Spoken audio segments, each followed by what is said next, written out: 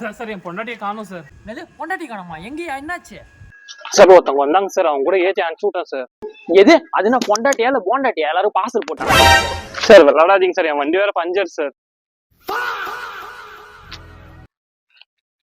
என்னடா பொண்டாட்டி காணும்னு சொல்ற? சிரிச்சுன்னு.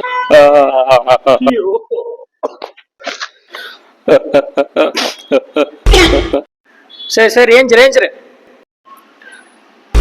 இவன் என்ன கோமதி செப்பல் வச்சிருக்கான்? ஒருவேளை கோமதியும் வச்சிருப்பானோ? இவன் அடிச்சா உண்மையை வாங்கணும்.